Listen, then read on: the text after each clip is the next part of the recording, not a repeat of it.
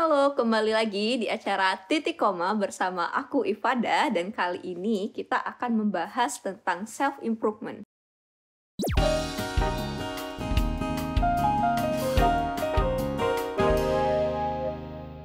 Sebenarnya self improvement itu apa? Kalau dalam bahasa Indonesia itu kayak pengembangan diri. Nah, itu berarti tentang gimana apa yang kamu lakuin, usaha apa yang kamu lakuin untuk bisa meningkatkan kemampuan dan potensi diri kamu.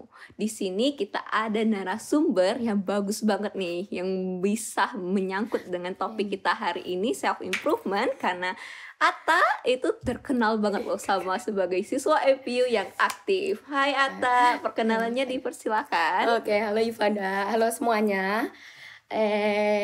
Mulai dari nama ya, nama aku Altrila Atta, aku angkatan 40, terus aku jurusannya APS, apa sih?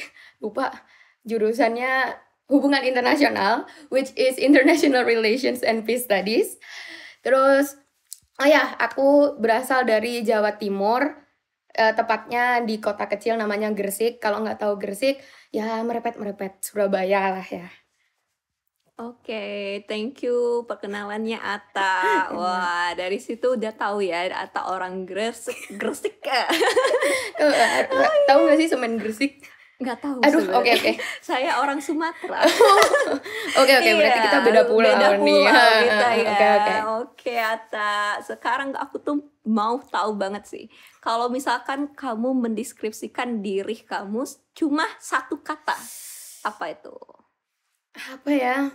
Kalau dipikir-pikir dari aku sendiri, free spirited Free gitu. spirit, bebas jiwanya ya. Kalau menurut Ifada, pertama kali ngelihat aku, apa nih satu kata yang bisa ngedeskripsiin aku? Wah, kalau aku kayaknya pertama kali lihat, ini pertama kali loh kita ketemu in person ya. Benar. Jadi Biasanya ini di the Zoom real, ya, the real ya. first impression ya. Kalau menurut aku tuh kayak bubble gitu. Pup, pup, pup, pup. Ya. Bubble yang tau kan kalau anak kecil lihat bubble tiba-tiba kayak happy sendiri. Iya, bener. Boleh. Ya, jadi itu kalau menurut aku. Nice. I get that a lot. Thank you. you.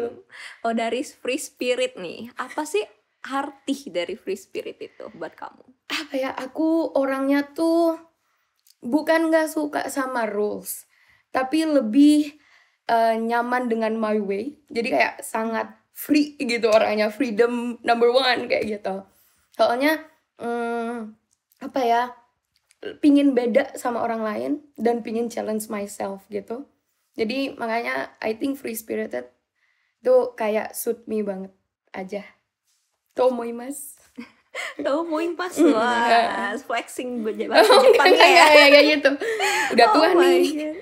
Udah tahun Oke. ketua. Dari situ kita bisa belajar nih kalau Ata tuh pengennya tuh yang beda, penuh tantangan. Bener. Berarti kamu suka sama tantangan-tantangan yang ada gitu ya. Bener banget.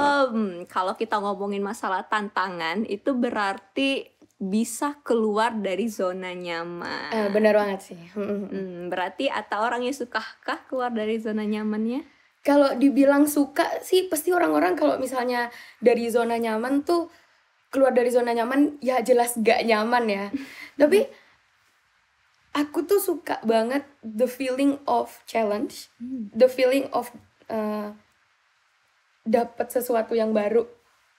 Jadi kalau misalnya ada dua pilihan nih, bisa keluar dari zona nyaman atau tetap stay di zona nyaman, aku bakal keluar dari zona nyaman meskipun gak enak. Karena keluar dari zona nyaman tuh benar-benar bisa buka pintu-pintu baru gitu loh. Meskipun gak nyaman, you challenge yourself juga gitu. Oh, dari sini kan Ata udah kayak penuh dengan percaya diri bilang, wah gue suka nih keluar dari zona nyaman gue. Nah, dari keluar dari zona nyaman itu kan pasti ada proses sampai akhirnya berani secara kayak keseluruhan gue berani nih keluar. Pernah nggak sih kayak inget pertama kali kayak akhirnya keluar dari zona nyaman, baik apa yang kamu rasain, situasi saat itu, dan apa yang kamu lakuin di titik itu? Kalau misalnya dibilang keluar dari zona nyaman pertama kali tuh pas nyoba daftar APU.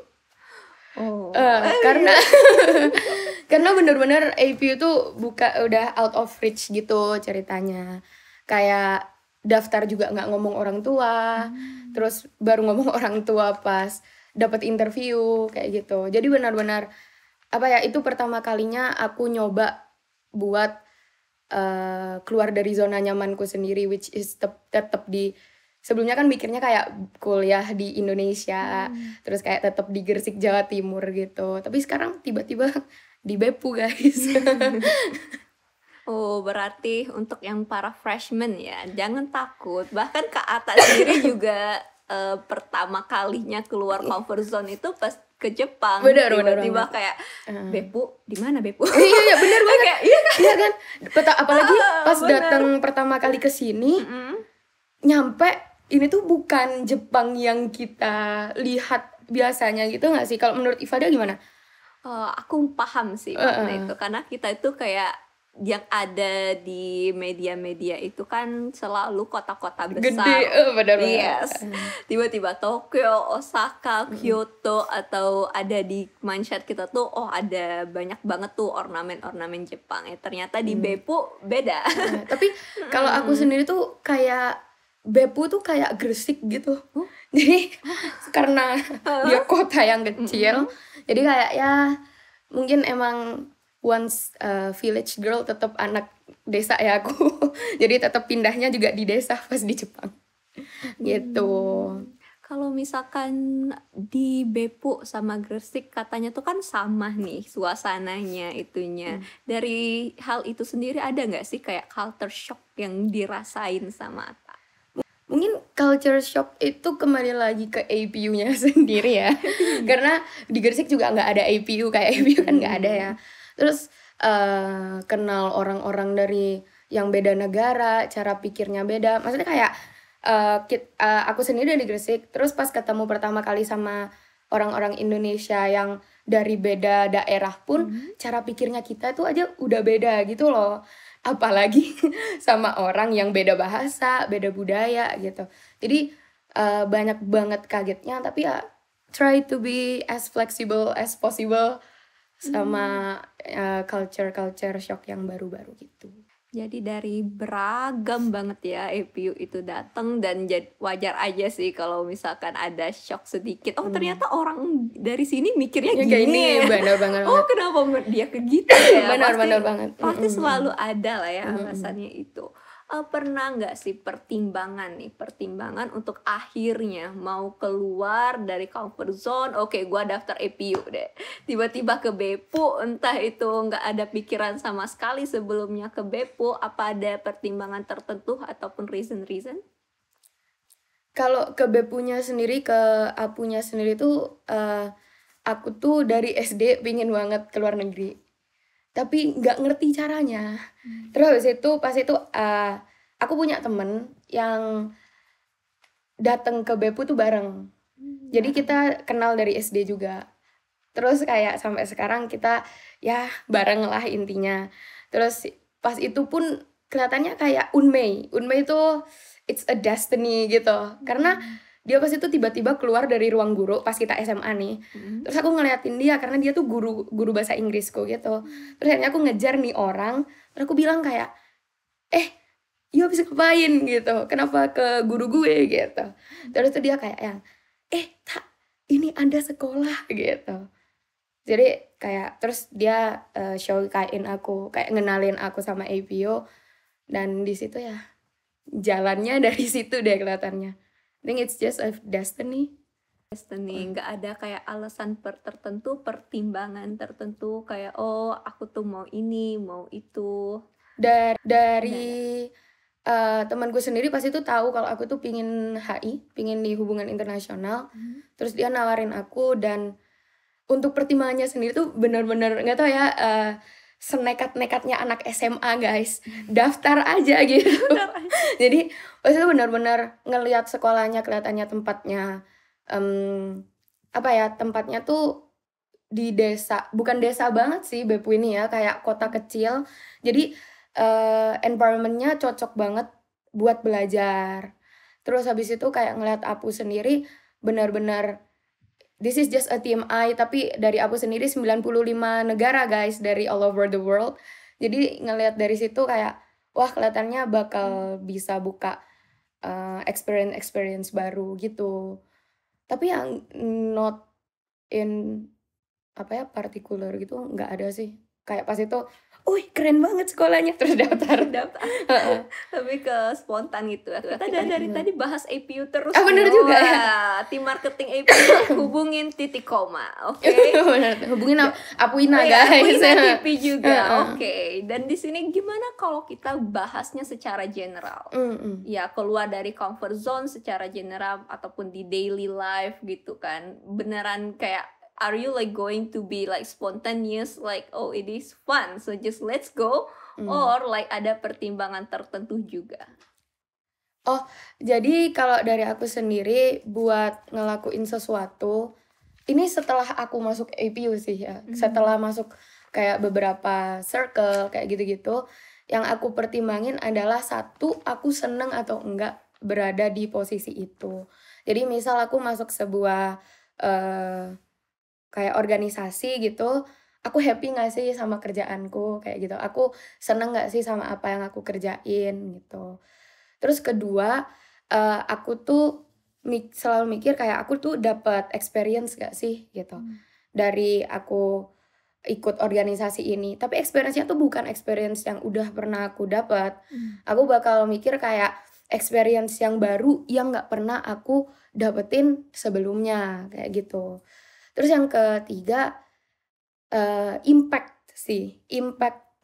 Impact-nya tuh bukan ke orang lain. Kalau impact ke orang lain kan menurutku apa yang kita kerjain ya sekarang impact-nya ke orang lain. Tapi impact ke diri sendiri selama 1 tahun ke depan. Kayak tahun depan kalau misalnya gue ikut ini kerjaan, gue bakal ini gak ya, bakal berguna gak ya apa yang gue achieve sekarang kayak gitu. Jadi misal kayak sekarang gue belajar bikin kayak proposal dalam bahasa Jepang atau apa, misal aku tahun depan tahun ini udah bakal tahun keempat. Jadi kayak pasti mikir kerjaan juga dan kayak kedepannya bakal nggak sih dipakai kayak gitu-gitu misal. Jadi ngelihat aja kedepannya gimana sih, dan apa ya benefitnya buat aku sendiri juga itu penting buat apa ya, nomor 1 tuh diri sendiri gitu. Kita udah dengerin kan cerita Ata yang dari SMA yang semulanya itu cuman spontan aja gitu kayak oke, let's go do it ya. Anak SMA ya, akhirnya ketika masuk APU udah mulai berubah, mulai ada alasan atau kayak sebelum mengambil keputusan untuk ikut sesuatu dipertimbangin dulu. Kalau aku bukan balikin sih, aku bilangin lagi ya. Pertama itu Ata bilang kayak do you happy with it or no? Jadi kayak perasaan lo itu penting tuh dalam suatu kegiatan itu. Terus yang kedua itu apakah itu tuh hal yang baru atau I already have it, kayak kenapa gue harus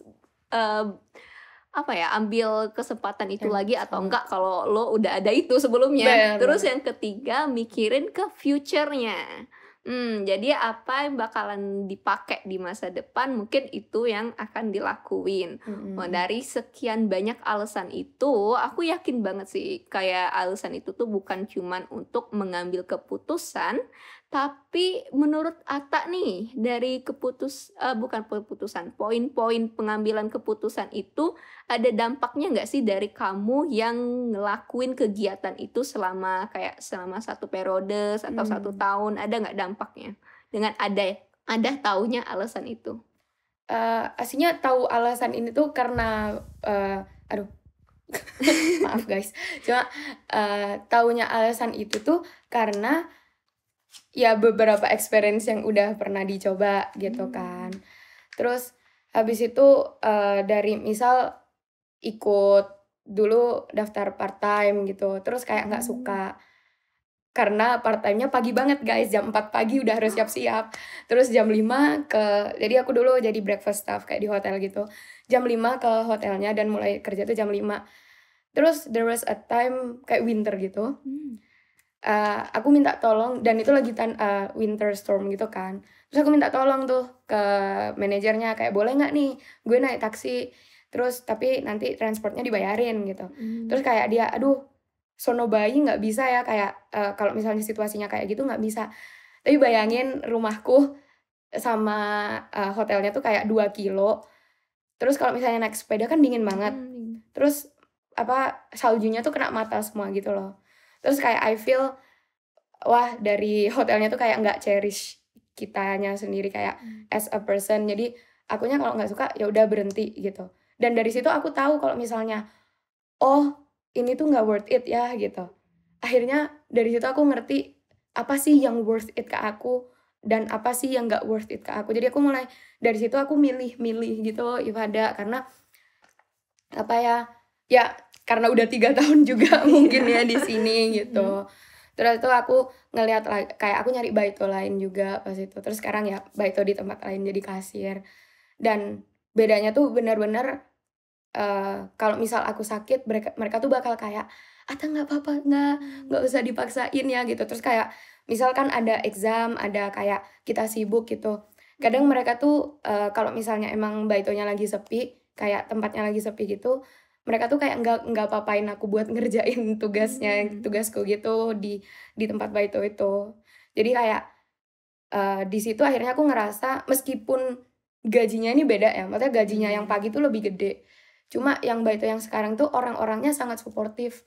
Dan aku ngerasa di situ environment yang aku mau tuh yang kayak gini gitu loh, bukan yang benar-benar cuma kerja gitu doang. Jadi aslinya ngerti those 3 points itu tuh ya dari experience yang udah pernah aku ambil sih. Jadi itu berarti kan kita dapat ini poin-poin penting dari senpai kan yang udah berpengalaman banget kan nyari-nyari baito, nyari-nyari kegiatan, circle dan lain-lain. Tua You juga. should like enggak dong, aduh. Enggak apa-apa, banyak pengalaman. Iya, mau sharing-sharing kan ya. Nah, dari situ kan kita bisa dengerin ya kalau put yourself first itu penting sih guys. Iya. Walaupun banyak pertimbangan tapi you should know about yourself, yang kamu butuhin sekarang itu apa, maunya apa, kayak nyamannya gimana, karena even if it's up to you actually. Benar. Benar. Kembali lagi ke kalian sendiri gitu. Baik, wah kita udah selesai di satu part. Kita going to second part. Di sini aku mau nanyain detail kesibukan Ata saat ini gimana? Sekarang sibuknya lagi fokus ke satu organisasi sih. Tapi kalau misalnya dari yang tahun-tahun pertama, itu emang aku join beberapa organisasi dan circle dari yang ngajar bahasa Inggris, terus sempat jadi wakil ketua PPIJ Kyushu Okinawa, sempat ikut namanya flag gitu buat orientasinya anak-anak freshman, terus habis itu ikut Project B, Shape Your Life ID, sempat jadi ketua content planning sama kreatif timnya. Tapi sekarang fokusnya sih ke ada namanya satu organisasi GAS, which is Global Admission Student Staff. Itu kayak ngenalin APU gitu ke anak-anak SMA yang ada di Jepang gitu, domestically gitu ya, di Jepang aja gitu. Oh, dari situ kan banyak beragam ya, dari baik itu yang di luar APU, yang ada di dalam APU, kayak dari baito, dari many time ya. Dan tadi tuh Ata mention about GAS nih, itu organisasi apa sih? Itu organisasi yang benar-benar bikin event kayak gitu-gitu. Kayak jadi kita pasti dong setiap uni itu kan ada yang namanya open campus, yang kayak ngenalin university-nya tuh gimana. Lah, GAS itu staff yang nge-manage event-event di dalam, kayak kita bikin project-project di dalam event itu tadi, kayak gitu. Itu GAS sih. Itu berarti kayak lebih ke tim promotionnya Bener APU sih, ya. ada benarnya ya. Iya benar. Itu cara daftar organisasinya gimana, Ta? Itu aku pas itu daftar organisasinya tuh ngelihat ada di namanya kampus terminal, di ininya loh, tahu dong kampus terminal. Announcements-nya gitu ya. Ya banyak banget tuh, ada kayak open gitu-gitu kan biasanya. Dan pas itu aku tuh bukan aku tuh bukan yang kayak sangat tertarik gitu sama gas itu awalnya enggak. Tapi tahun itu adalah tahun terakhir di mana aku bisa daftar gas. Karena gas tuh ada apa ya, limitnya gitu loh untuk mendaftar. Kayak misal pas itu aku tahun kedua deh kalau nggak salah. Tahun kedua semester 2 tuh maksimal buat daftar. Terus aku kayak ya udahlah nyoba daftar dulu aja. Lagian pas itu pernah ngeliat kayak senpai gitu. Terus dia kayak lagi namanya campus tour. Jadi lagi tour kampus gitu pakai bahasa Jepang nih. Terus kayaknya keren nih pakai bahasa Jepang. Kalau misalnya gue masuk gas nih bahasa Jepang gue bisa kayak gitu nggak ya kayak gitu. Terus itu kayak di situ ya nyoba aja kan, nyoba kan nggak ada salahnya ya. Apalagi kalau misalnya aku nggak nyoba takutnya nanti nyesel ya kan. Terus jadi akhirnya pas itu dari kampus terminal nyoba aja ya, as in apa ya, kayak tadi spontaneous aja gitu loh. Dan I have a good I have a good apa ya, impression ke gas sendiri. Jadi kayak nggak ada salahnya buat daftar gitu. Terus daftar di kampus terminal, interview ternyata dapet. Gitu. Kalau secara detail nih, apa yang kamu lakuin di gas, terus apa roles kamu di sana, tak boleh tuh diceritain juga. Aku tuh dulu pertama kali di gas, of course jadi member ya, dan gak bisa kayak bahasa Jepang gitu kan. Terus jadi member pertama kayak ada namanya tuh reception, kayak resepsionis gitu. Jadi kita kayak welcome to APU kayak gitu-gitu. Terus mereka harus nulis a lot of things. Ya aslinya aku nggak ngerti isinya apa, cuma kan kayak disuruh nulis gitu kan. Iya, tulis aja onegaishimasu gitu kan. Terus itu setelah itu next aku pindah departemennya performance. Terus performance-nya itu bukan performance seperti biasa yang aku lakukan dengan Abu Ina. Biar kan aku ngeband, nyanyi gitu kan. Ini ngedance gitu, nari. Terus habis itu kayak drama, bikin drama gitu. Padahal aku tuh nggak ada experience kayak drama gitu, nggak ada. Kalau ngedance kan kayak flash mob mungkin bisa lah ya. Tapi kalau misalnya drama tuh nggak ada. Tapi ya udah nyoba aja gitu. Terus di sini akhirnya aku wah gitu sama departemennya karena aku ngerasa nyaman. Nah, terus habis itu sekarang karena nyaman itu jadinya sekarang aku jadi leader of the opening performance department di GAS. Sekarang jadi ketuanya. Berarti dia tuh bertahap ya. Iya, Jadi iya. kayak dari awalnya yang remeh-temeh dulu nih Iya, kayaknya. Terus naik, naik deh. Kayak benar-benar. gas kayaknya seru ya. Jadi kalian yang udah dengerin share-nya Kak Ata, mungkin bisa tuh join aja. Join gas. Okay? Ditunggu guys. Ditunggu nih. Oke, well that's really good one. Oh, tapi tahu kan kayak di tahun 2 tahun belakangan ini nih terutama kayak student itu udah mulai nggak bisa masuk Jepang directly Bener during their banget. first year gitu. Dan sometimes itu tuh bikin kita bingung juga sih, di APU tuh ada apa, kayak ada kegiatan apa. Bener banget. Dan baru sampai akhirnya kayak aku sendiri kan baru datang di Jepang waktu awal April tahun ini, tahun guys. ini ya. Dan aku udah tahun kedua, semester 2 sekarang. Jadi next time gue bakalan third semester actually. Third year. Benar. Dan apa ya, kalau dari pengalaman aku sendiri nih sebagai generasi corona. Iya. Benar banget. Ada rasa dimana kayak bingung gitu sama organisasi apa yang harus diikutin dengan kesibukan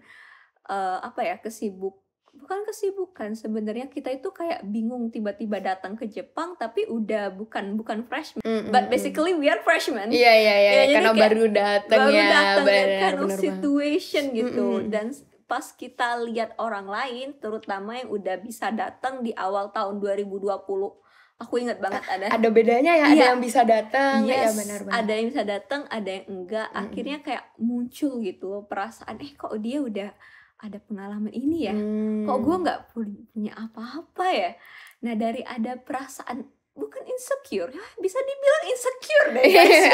boleh jujur aja ya, insecure atau juga FOMO ya kita manggilnya. Walaupun Ata mungkin maybe you can relate, maybe you cannot relate. Well, I want to listen to your perspective. Gimana kalau mengenai rasa insecure, FOMO dengan orang-orang yang Yang kayak self improvementnya tuh lebih bagus tuh dibanding kita yang baru aja mulai Aduh, struggle di Jepang. apa ya? Kalau misalnya dibilang dari corona yang 2 tahun kita nggak bisa ngapa-ngapain pun, actually it is the same sama kita yang udah ada di Beppu gitu. Mungkin yang di Beppu bisa mulai kayak dari Baito ya, karena kalau Baito kan emang buka all year long gitu. Tapi kalau untuk masalah sekolah dan masalah circle juga, menurutku opportunity-nya tuh sama gitu. Karena semua orang juga ngerjainnya tuh online gitu loh. Dan dari aku sendiri yang aku ikut flag, aku ikut gas awal-awal tuh semuanya online gitu. Jadi dari situ sih menurutku orang mau nyoba atau enggak sih, itu yang pertama. Dan yang kedua tuh jangan bandingin, aku nggak bisa sih bilang ke semua orang kayak jangan bandingin gitu. Enggak sih, nggak bisa. Tapi benar-benar setiap orang itu punya pace-nya sendiri-sendiri. Karena aku sendiri, apa ya, aku punya temen yang udah join gas duluan 1 tahun sebelumnya. Dan aku baru ikut tahun setelahnya gitu. Wah, dia lebih jozo banget daripada aku, kayak jauh.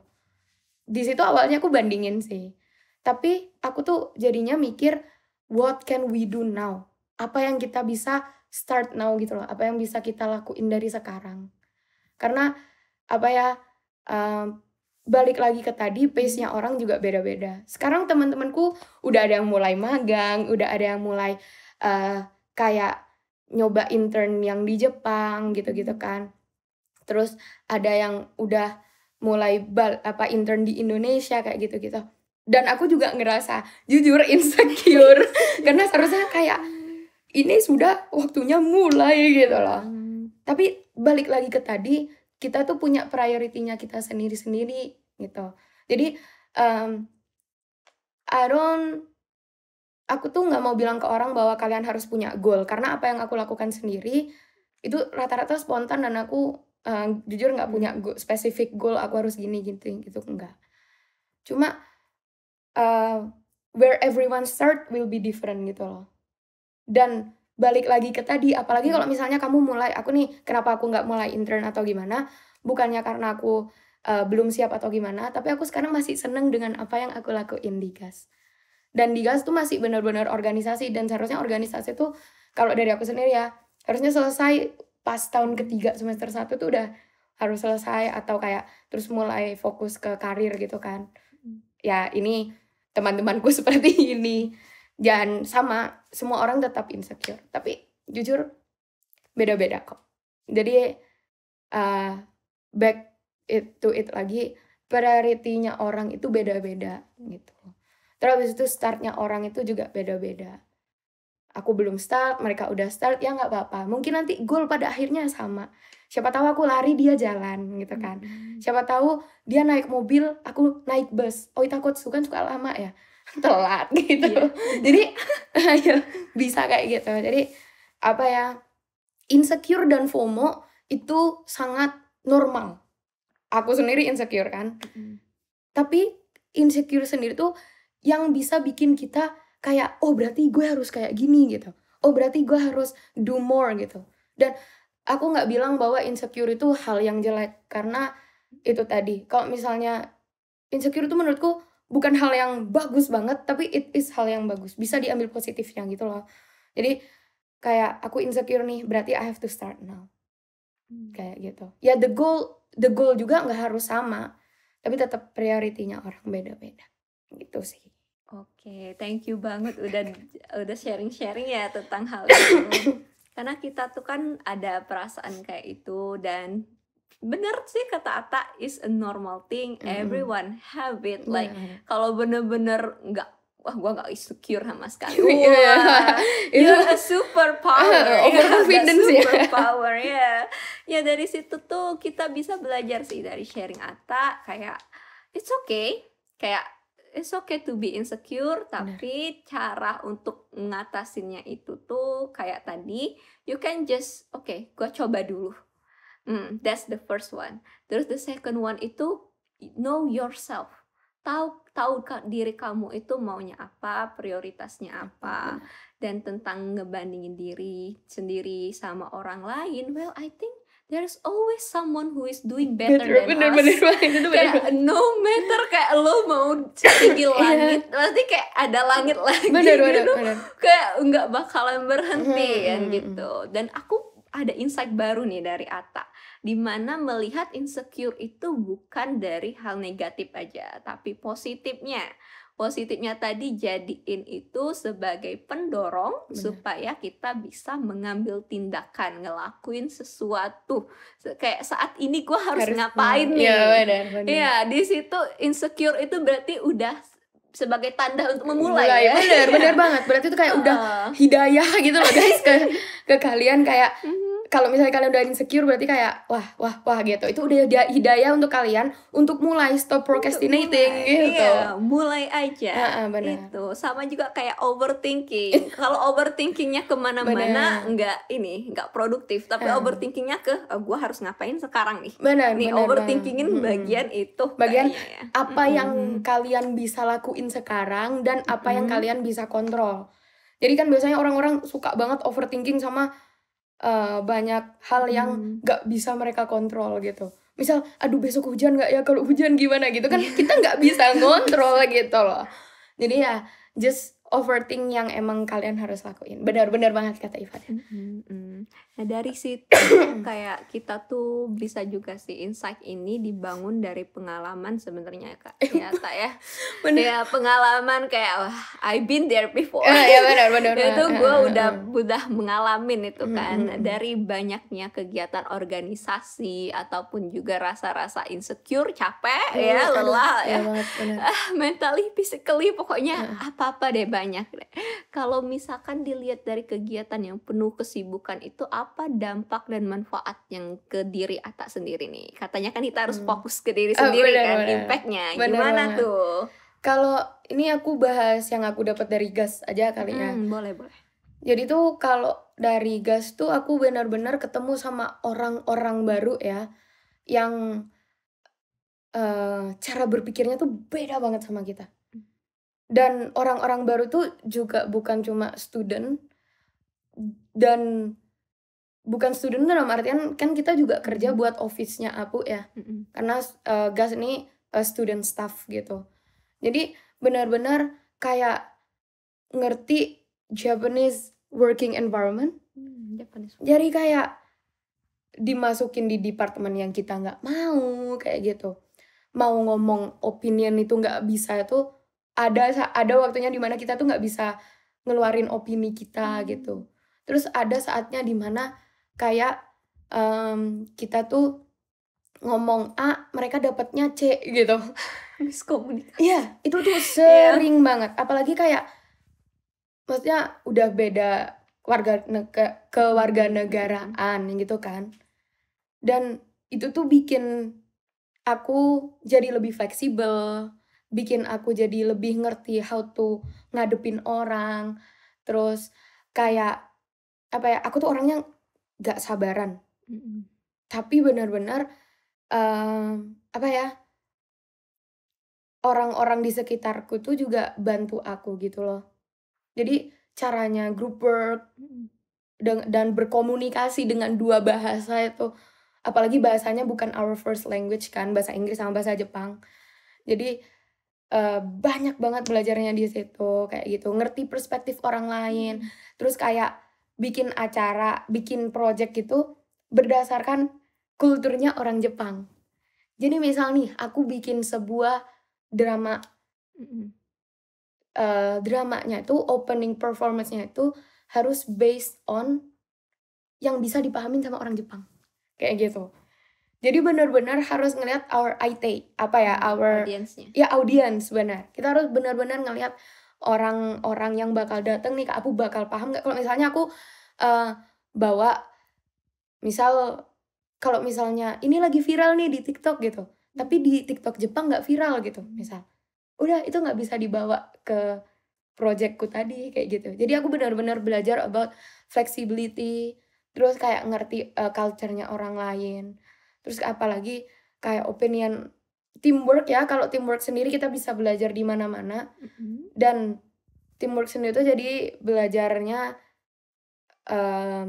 kayak ngehadepin orang.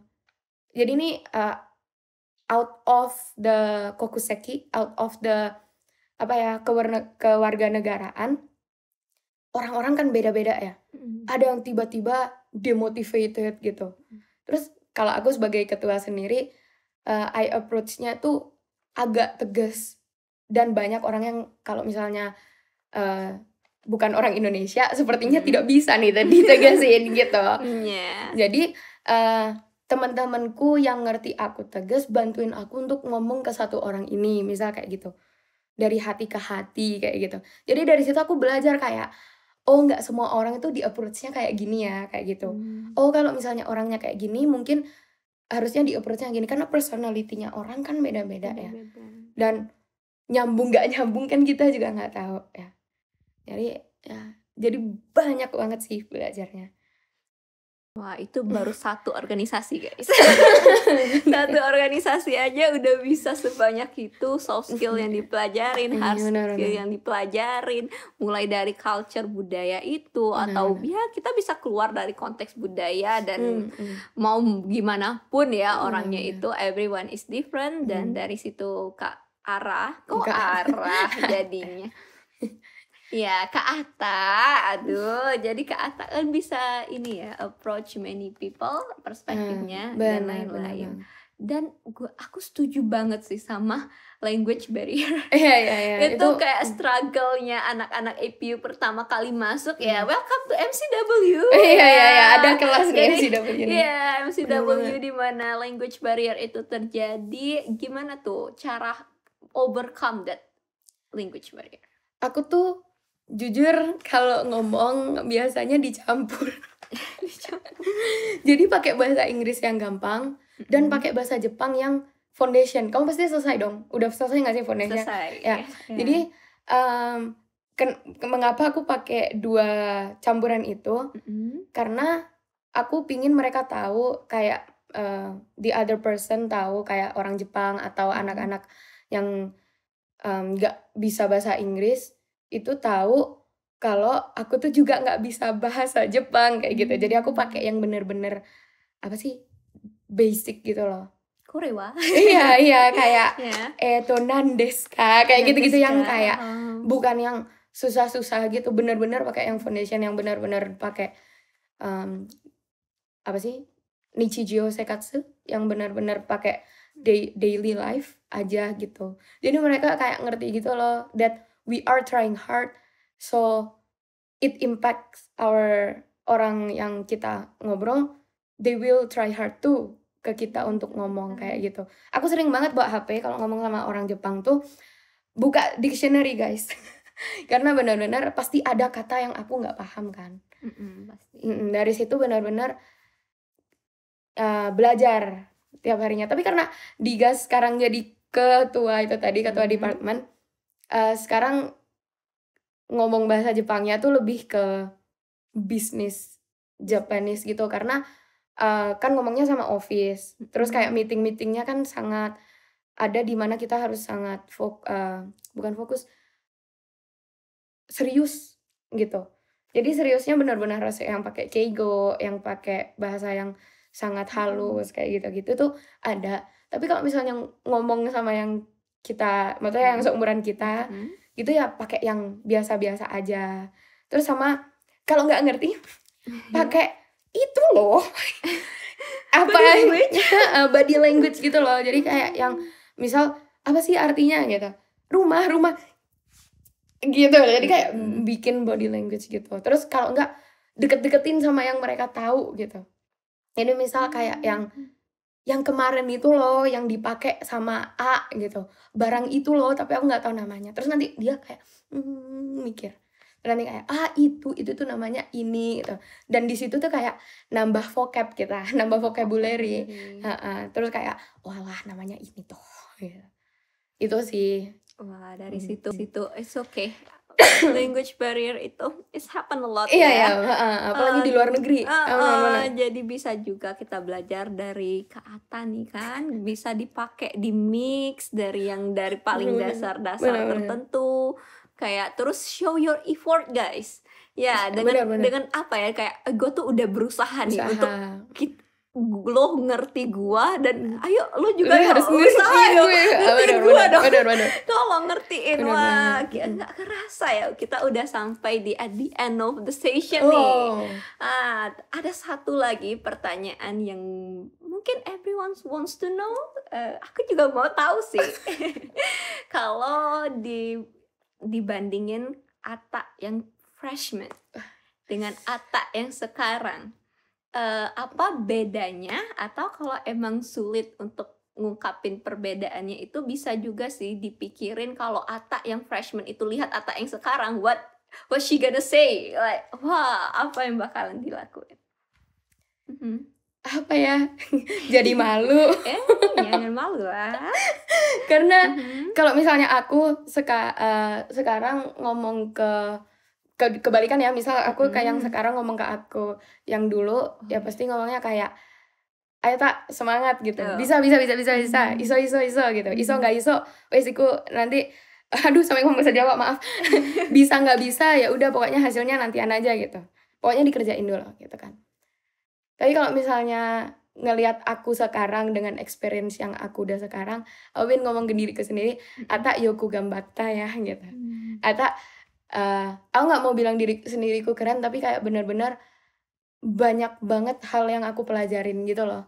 Jadi aku ngerasa bahwa Ata yang tahun pertama, yang jujur tahun pertama aku sangat FOMO ya. Jadi kayak selalu ngikutin orang lain, pingin tahu orang lain itu ngapain gitu. Sekarang yang tahun ketiga benar-benar kayak fokus ke diri sendiri. Ya bakal tahun keempat sih. Ya kayak fokus ke diri sendiri gitu. Terus habis itu kayak yang benar-benar tahu mau ngapain gitu. Jadi perbedaannya sih sangat signifikan. Iya.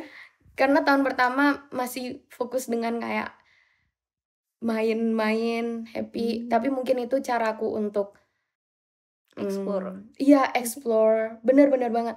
Explore sama apa ya, menyesuaikan diri di sini gitu.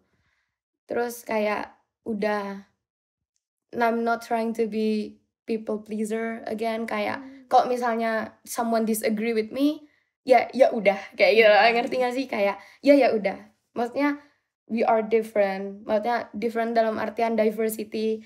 Kita harus celebrate those, enggak sih? Sebagai anak APU guys. Gitu. Jadi kayak ya yoku gambata asal kayak gitu. Dan semua orang pasti nanti kalau misalnya kalian udah tahun keempat, looking back ke tahun pertama, apalagi tahun kedua dan tahun pertama tengah-tengah sampai tahun kedua akhir-akhir pun aku masih online juga di situ, tetap kayak looking for opportunities pun yoku gambata gitu. Yoku gambata everyone. Wah. Tapi belum otsukare nih, ini belum goal nih, belum.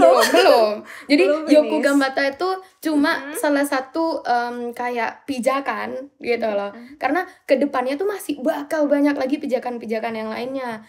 Di tahun keempat ini kan sudah bakal mulai skripsi. Terus habis itu bakal mulai job hunting, shokatsu.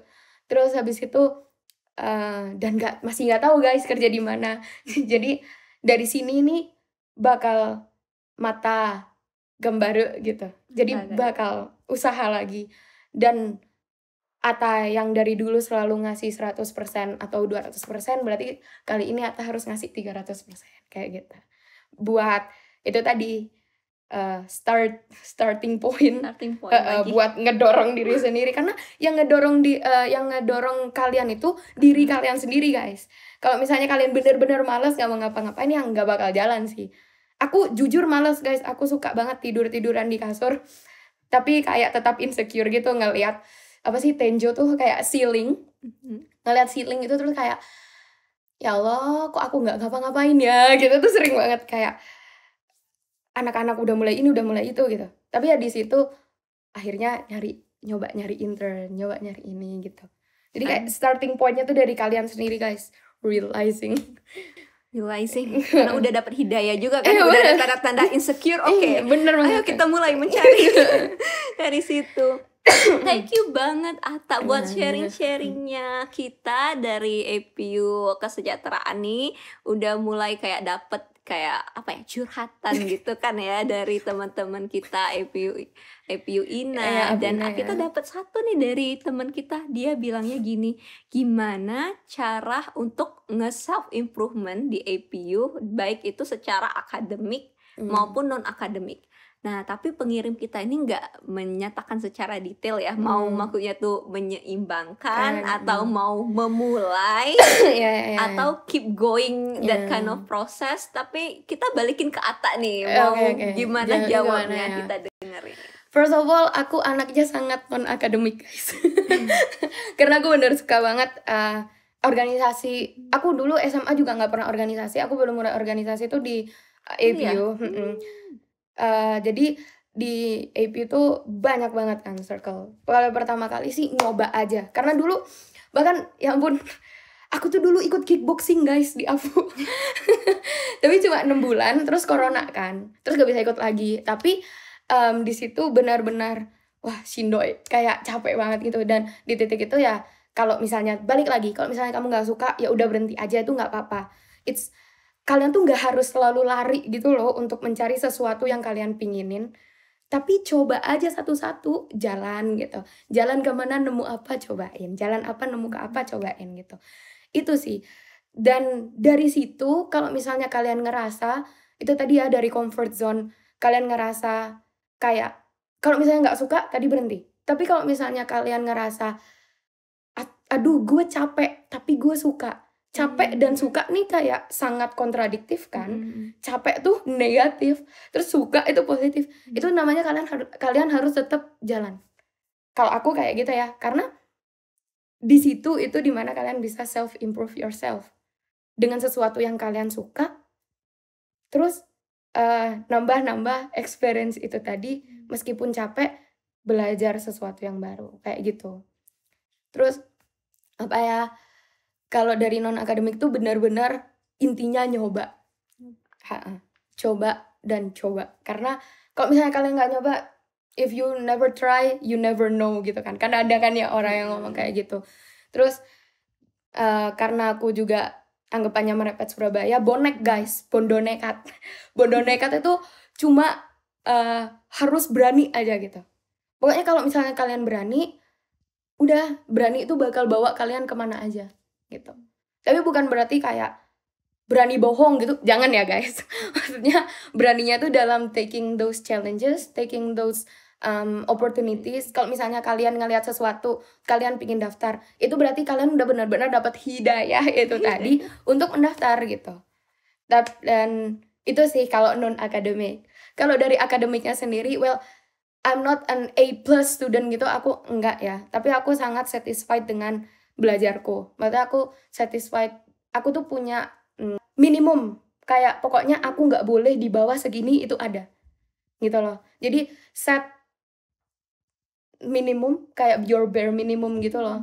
Jadi itu tidak bakal kayak nggak ganggu non akademik itu nggak ganggu akademik gitu loh. Kan biasanya orang-orang kayak gimana cara balance-nya kayak gitu. I mean, I think you have to choose one. Kalau aku, I choose my non-academic. Tapi still di akademik, aku masih punya minimumku tuh seberapa gitu loh. Limit, pokoknya misal aku nggak mau aku dapat B kayak gitu. Jadi aku tetap harus dapat A. Tapi aku nggak dapat GPA 4 juga nggak apa-apa kayak gitu. Terus berteman dengan orang-orang yang lebih pintar dari kalian. Karena kalian bisa belajar dari mereka. Itu this is maybe sound kayak gitu kan, kayak yang temenan sama yang lebih, enggak, aku juga temenan sama yang ya udah sama-sama aja gitu. Maksudnya kayak lebih pinter dalam artian orang pinter kan standarnya tuh beda-beda ya. Ada yang pinter akademik gitu, ada yang pinter non akademik. Jadi kayak you exchange yourself gitu loh sama mereka. What you give, you also get kayak gitu. Bukan cuma ini, tapi tetap kalian tidak boleh menjadi free rider guys. Kalau misalnya in a group gitu loh. Kayak dalam artian berteman sama yang lebih pintar tuh, kalian minta tolong apa yang kalian gak paham. Kayak gitu. Dan kalian tahu bahwa mereka paham. Minta diajarin. Terus habis itu, yang terakhir ini penting banget. Ini aku baru paham setelah aku masuk APU dan beneran belajar. Itu you have to engage yourself to the class. Jadi kan biasanya orang-orang tuh kalau belajar benar-benar kayak gitu kan, kayak nggak mau gitu, gurunya malas gitu. Tapi benar-benar kalau misalnya you engage yourself to the nayo, the content of the class itself, seru guys belajar tuh.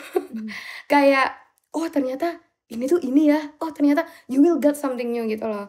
Kalau misalnya dari awal kalian udah pokoknya ngambil kelas easy A+ gitu, ya aku juga kayak gitu, malah ngambil kelas juga easy A+.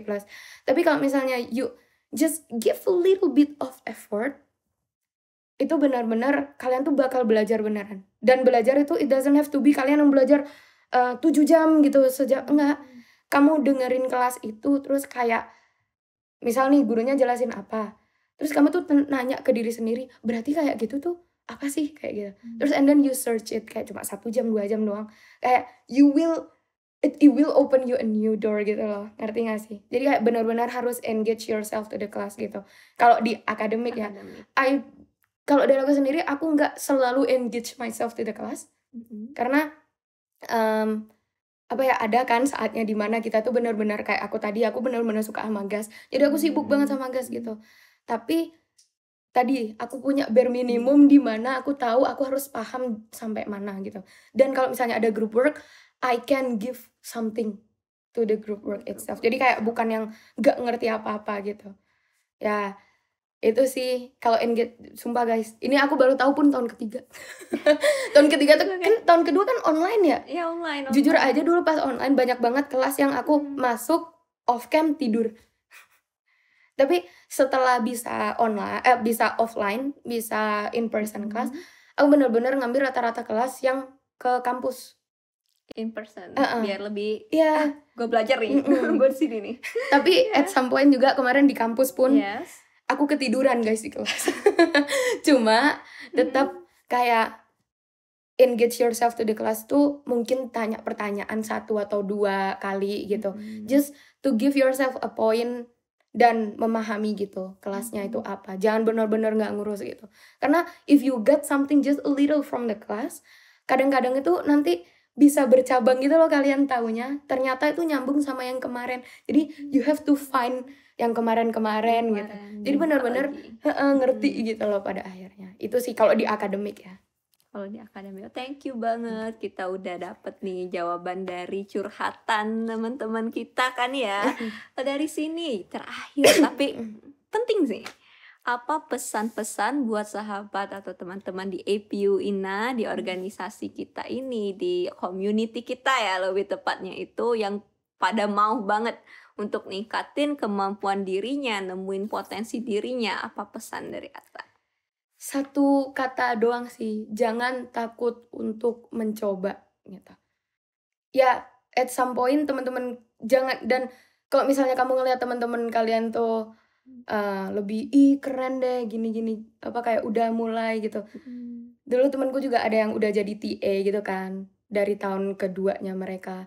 Terus aku juga insecure tuh pas itu karena aku pingin jadi TA juga. Aku baru mulai jadi TA bahasa Inggris tahun ketiga, kayak udah telat banget, anak-anak udah punya experience gitu kan. Tapi di sini startnya orang, tadi balik lagi ya, startnya orang beda-beda gitu. Jadi meskipun kalian ngerasa itu udah kayak anjir gue telat gitu, enggak guys, don't be afraid to try. Coba aja, mau itu kapanpun gitu. Dan maupun itu kayak sesusah apapun deh kelihatannya. Kalau misalnya kalian gak nyoba, kalian tuh gak bakal pernah tahu. Dan untuk explore yourself, benar-benar harus nyoba semua gitu. Ngerti gak sih? Kayak, tapi nyoba semua itu bukan berarti kalian nyoba sesuatu yang kayak anak-anak daftar, aku mau ikut daftar. Jangan yang kayak gitu. Maksudnya kayak at least you have a little bit of interest. Contohnya kayak Kiyomi ga attara, udah coba aja gitu. Kayak udah coba aja. Misal maaf, keluar deh bahasa Jawanya. Kalau misalnya nggak suka, ya udah berhenti gitu. It's okay to stop juga. You don't have to run all the time gitu. Jangan lupa untuk coba guys. Circle di APU banyak banget. Gitu. Thank you Atta untuk sharing-sharingnya. Thank you, Semoga Ifada. ya sesi kita ngobrol-ngobrol panjang ini bisa bermanfaat untuk Amin. komunitas kita, Iya. untuk orang-orang yang masih bingung. Ih, bener Ya, banget. dengerin aja obrolan dengan penuh curhatan kita ya saat Bener ini banget ya. ya, bener. Dan juga tungguin terus konten di Titik Koma, konten-konten selanjutnya itu pasti bakal lebih seru lagi. Ata yuk, say bye-bye. Titik koma guys, titik koma.